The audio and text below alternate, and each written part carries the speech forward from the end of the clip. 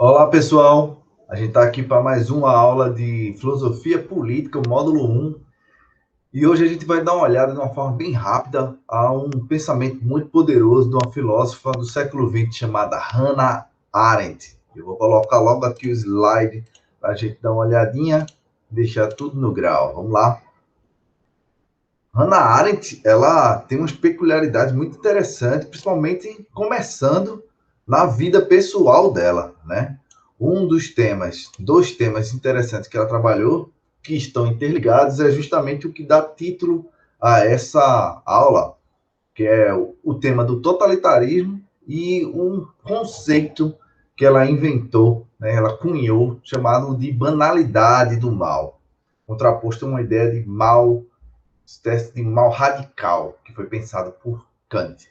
Então, a gente vai dar uma olhada agora em justamente quem é Hannah Arendt, né?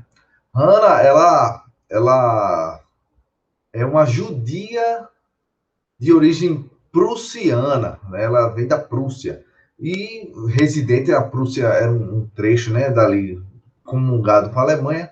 Ela estudou na Alemanha e ela bem desde cedo mostrava um talento imenso para a filosofia, né? Tinha lido aos 14 anos já a Crítica da Razão Pura, que é um livro pesado, difícil demais, o livro de Kant, né? Então ela já demonstrava um grande talento para a filosofia, e ela foi estudar no nível superior, acabou se virando aluna de Martin Heidegger, que é um dos grandes filósofos do século XX, o autor de Ser e Tempo, né? Que é um dos caras que aprofundam o método de Edmund Husserl, que é o método da fenomenologia.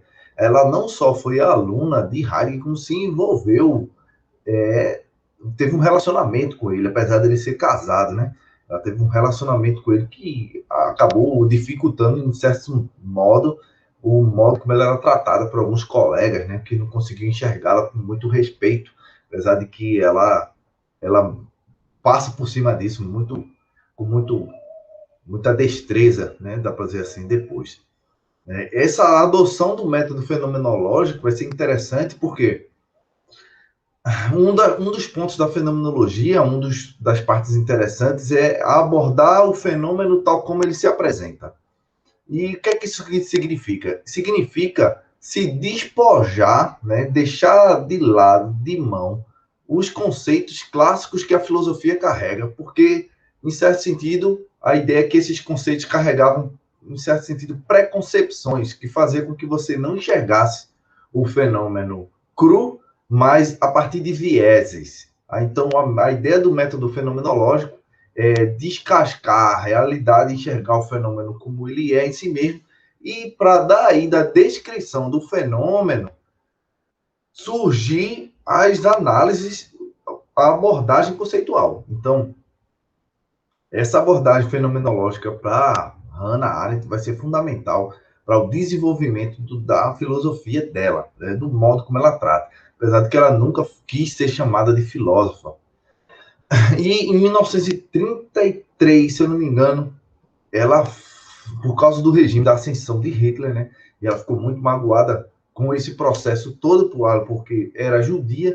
Heidegger, que foi seu professor, virou reitor da universidade, né, agradeceu ao Führer, ao Adolf Hitler, por esse cargo, né, que os alunos dele racharam com ele por causa disso, né, e perdeu seus direitos políticos, ela teve que fugir para a França por causa disso, né? Por causa do regime judeu. Ela chegou a ser 8 dias presa, por causa do regime nazista, perdão. Ela ficou 8 dias presa, né? Com medo de morrer, fugiu, né, para a França, e depois na França houve outros problemas por causa do nazismo. Ela teve que conseguiu ir para os Estados Unidos, passou vários anos sem ter direito político sequer, mas lá ela conseguiu ter uma sobrevida e uma vida de verdade, propriamente dita, no solo americano, né? Então, o que é interessante disso, né? Essa vida toda tribulosa, né? Atribulada, difícil de viver, né? Com medo de morrer, uma perseguição, simplesmente pelo fato de ser judia, fez com que Hannah pensasse justamente o que é que tinha de complicado nos regimes que são totalitários, chamados de totalitários, né? Nessa imagem aí vocês veem o regime à esquerda de Mussolini na Itália, no meio o Stalin russo, né? E na Alemanha da direita o Adolf Hitler, esse bigodinho inconfundível. Juntando esses aí, milhões de mortos, né? Um dos grandes mortos, de número de mortos na Rússia, né? Morte de fome, e na China, na Alemanha, com a perseguição ao Holocausto judeu, né? Fez com que o século XX entrasse em pânico, porque aconteceu umas catástrofes que nunca foi tido realizado, pensado como capaz de acontecer, justamente por aqueles primeiros pensadores modernos que pensavam filosofia política, achava que o ser humano se livrando daquela idade das trevas, que foi a Idade Média, só correria para o progresso, enquanto o século XX é um grande baque para os iluministas, ou seja, a razão levou o ser humano a uma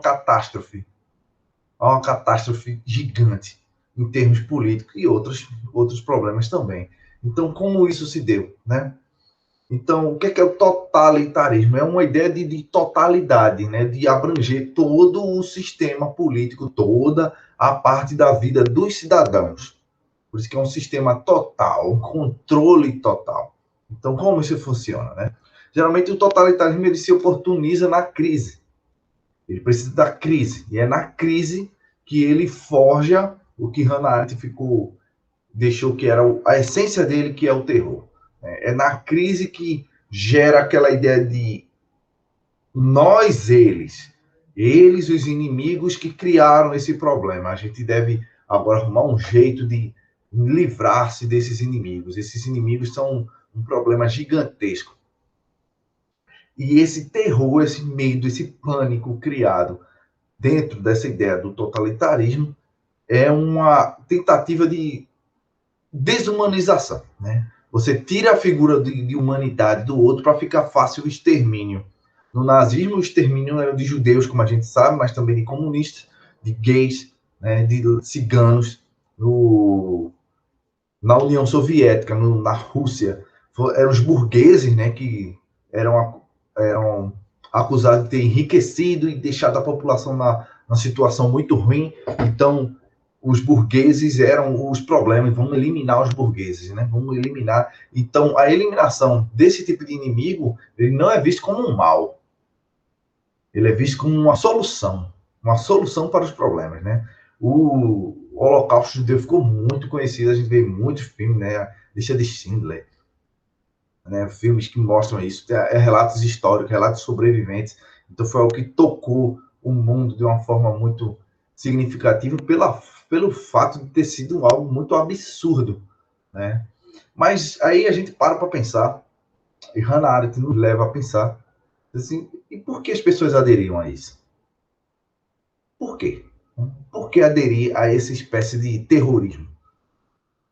Um dos pontos interessantes justamente dessa ideia de totalitarismo, essa ideia de tornar-se tudo um só, é justamente o papel da ideologia e da propaganda dentro desses sistemas. Ou seja, a ideologia, o fator de dizer que o povo deve se unir, uma espécie de união entre aqueles que precisam lutar pela sua sobrevivência de uma causa nobre, dá para dizer assim, torna o povo incapaz de raciocinar.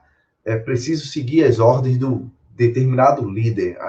O populismo é algo que se manifesta de uma forma gigante dentro do totalitarismo. Se a gente olhar em termos históricos como funcionou, você vê muita propaganda, né? A ideologia ela era veiculada através do rádio constante, imagens o tempo todo dos líderes estão em todos os lugares, estátuas, ou seja, é uma ideia de ocupe todos os espaços, controle a informação, deixe a população focada naquele inimigo comum, né?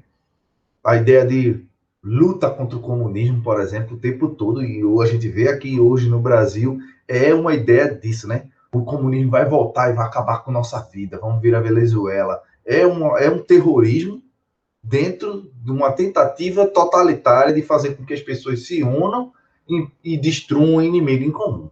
É o mesmo pensamento totalitário, o mesmo. Por isso que o governo atual é chamado de fascista e muita gente não aceita isso, mas é a mesma metodologia, o modus operandi, gostando ou não. Analise os fatos que você vai chegar a essa conclusão. Né? E Hannah Arendt, ela se voluntariou para participar, né, como uma espécie de jornalista do julgamento de Eichmann, que foi um dos grandes oficiais mais famosos do regime nazista, né, da SS nazista, que é responsável por morte de milhões de judeus. Ele encaminhava as pessoas para os campos de concentração e para os trens para a morte, câmara de gás, etc. Né?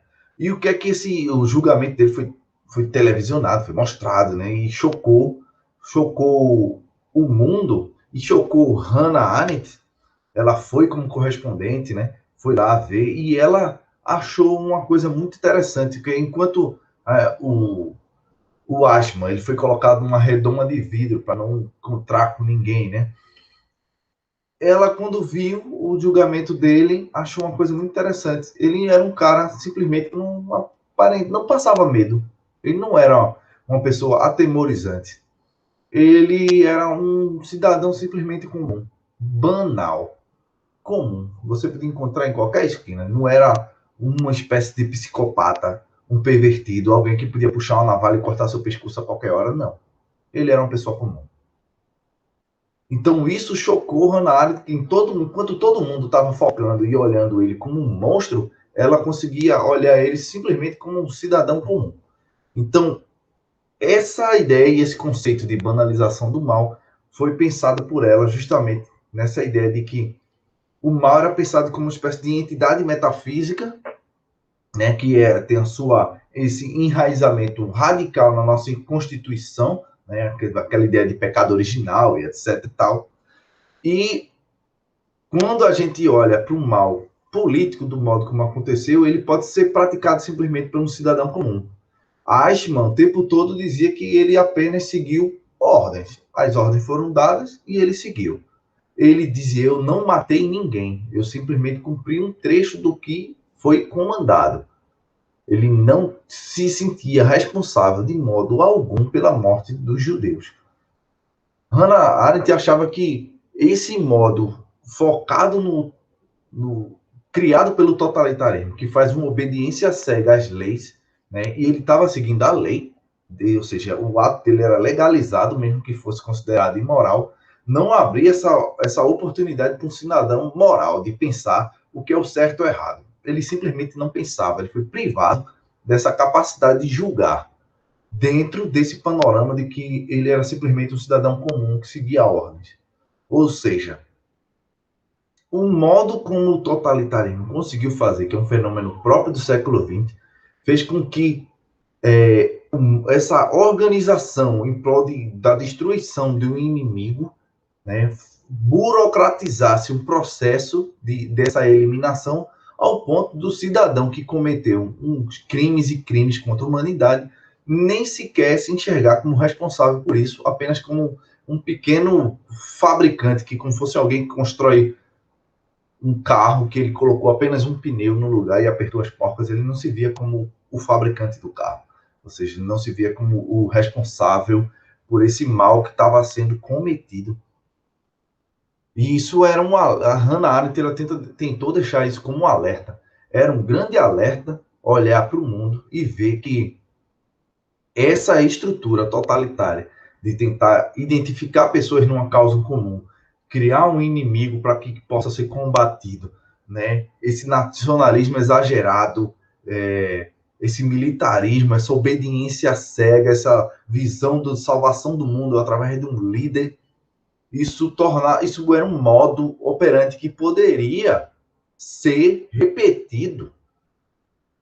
E o grande alerta dela era esse, né? Não repitam o mal que foi cometido no século XX, porque as pessoas tinham a tendência a procurar líderes nesse momento de crise e o líder utilizava de maneiras populistas, através da mídia, através da ideologia, esse foco, esse modo de pensar, esse modo de cegar o cidadão em prol de uma guerra comum, uma guerra espiritual, uma guerra contra esse inimigo extraordinário que quer acabar com a nossa existência. A gente vê hoje isso acontecendo muito forte, inclusive no Brasil, aconteceu nos Estados Unidos, né, uns levantes, tanto de extrema direita e, em alguns casos, na extrema esquerda também, que ainda é a continuação daqueles regimes totalitários que acontecem na China e na Coreia do Norte, por exemplo. Em Cuba já não é tão do mesmo jeito, mas ainda é uma ditadura, né? Mas na China e Coreia do Norte, principalmente, o fechamento, do mesmo modo, uma união através da política, através da ideologia.